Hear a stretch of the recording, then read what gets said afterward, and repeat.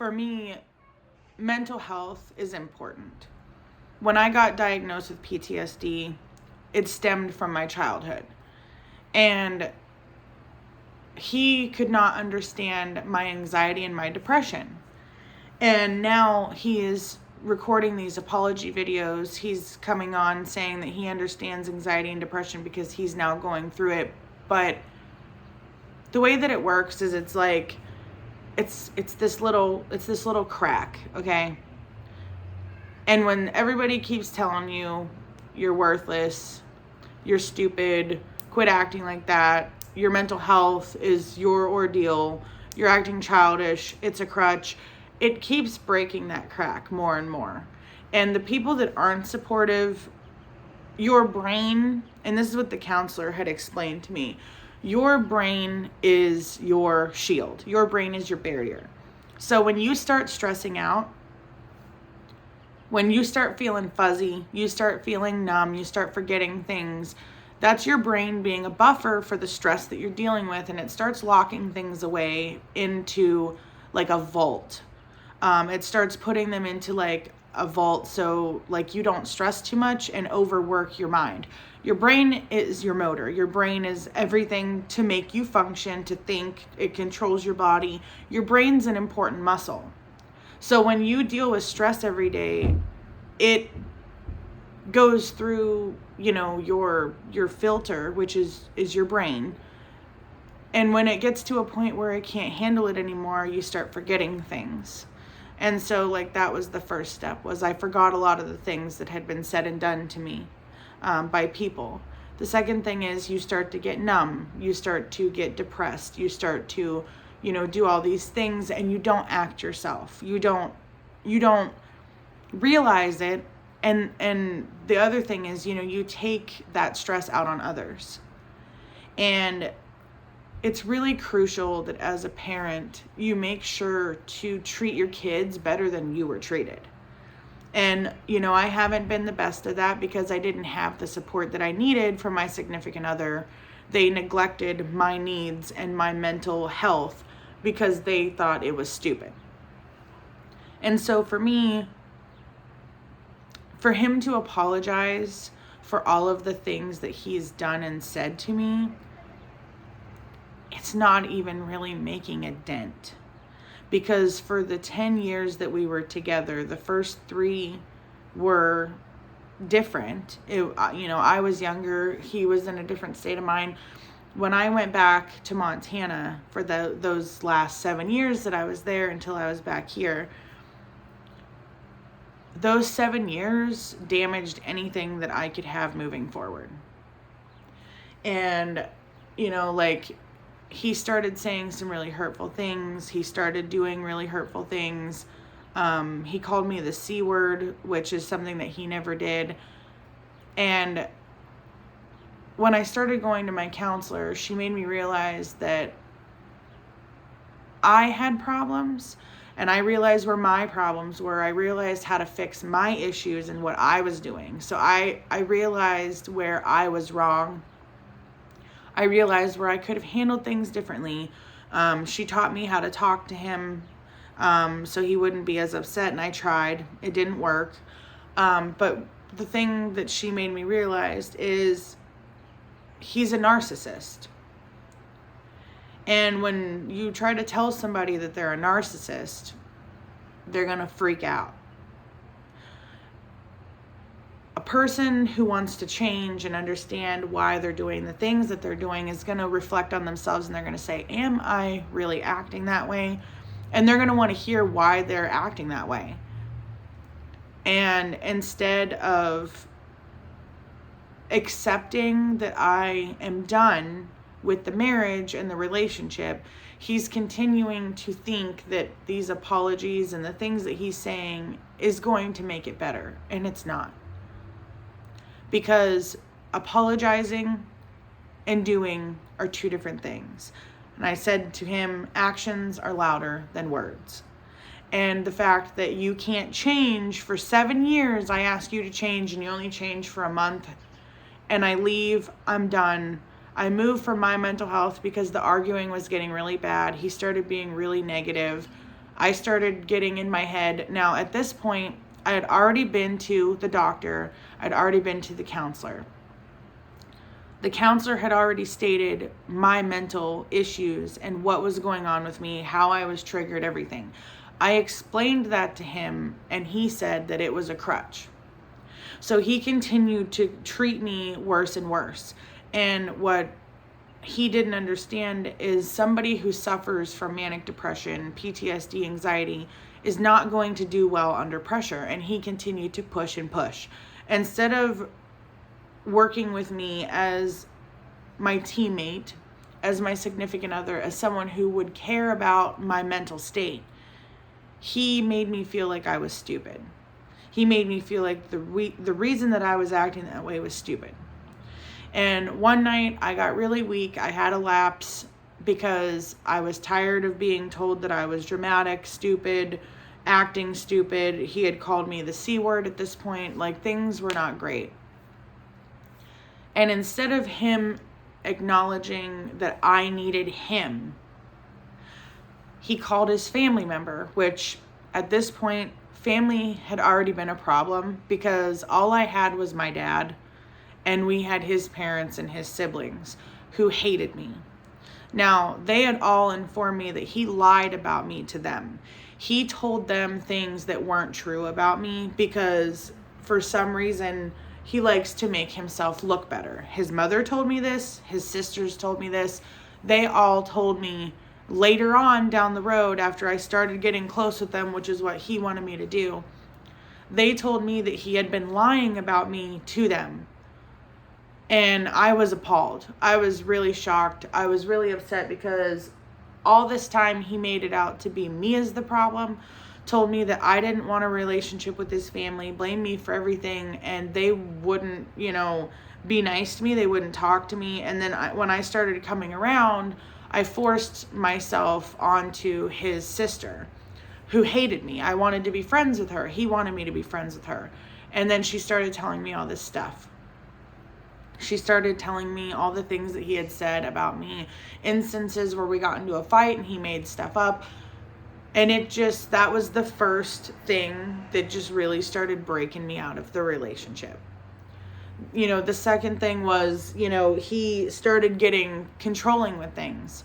I had just been told that my dad's girlfriend didn't want us over for the 4th of July. I didn't really get a childhood with my dad. Nobody really understands that. I didn't get to spend time with my dad the way I wanted to. My dad didn't take me to, Kennywood, Silverwood, amusement parks, the zoo. My dad really didn't do much with me. My mom got custody of me and was very controlling on, visits. I could see him in the summer when he lived in Pennsylvania. He could get me every once in a while. So I didn't really have the relationship that I wanted with my dad. So when I finally got to move with my dad, I was 16. And by then I was into boys and I was a teenager. And so my dad didn't do the kid things with me, that I should have experienced as a child. So my dad moving forward was very important to me, and no guy understood that. They always got upset when I wanted to be with my dad, whatever. That was the case here, where I was upset because, yes, my dad has a life, he has a girlfriend, but I was trying to include myself and my kids into my dad's life and be a part of it because my dad's more up there in age.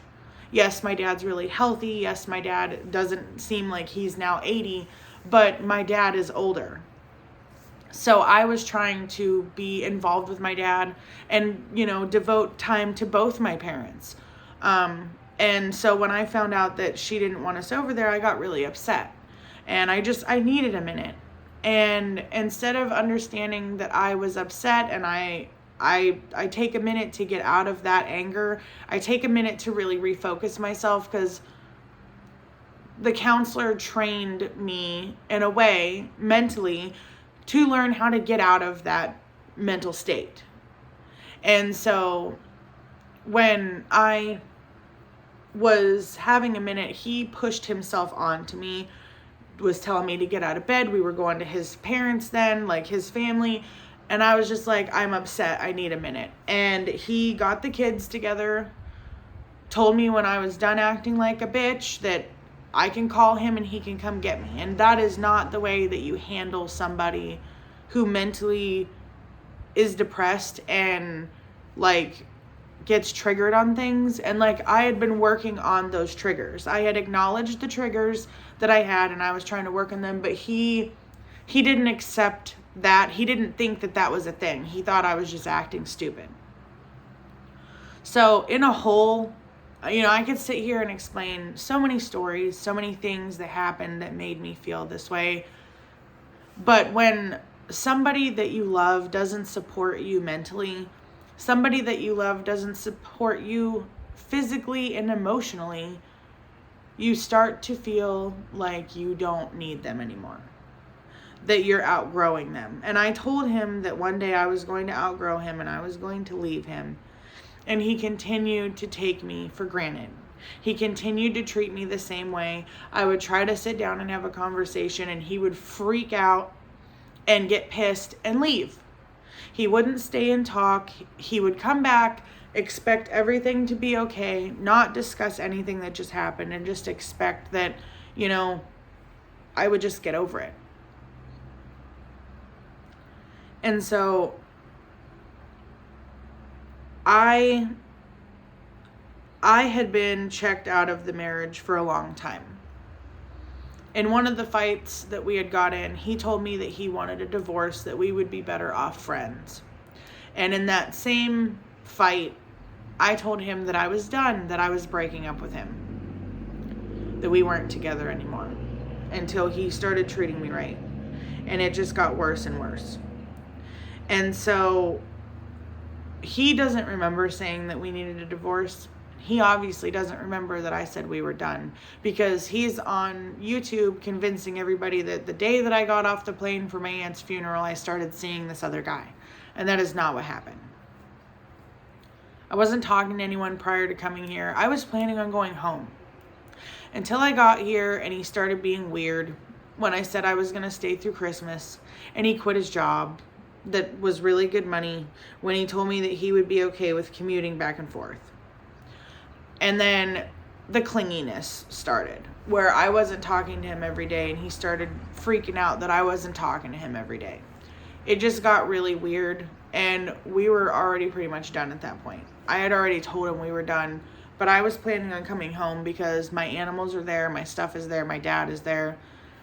And as I got here, I realized that life was so much happier and easygoing with him gone.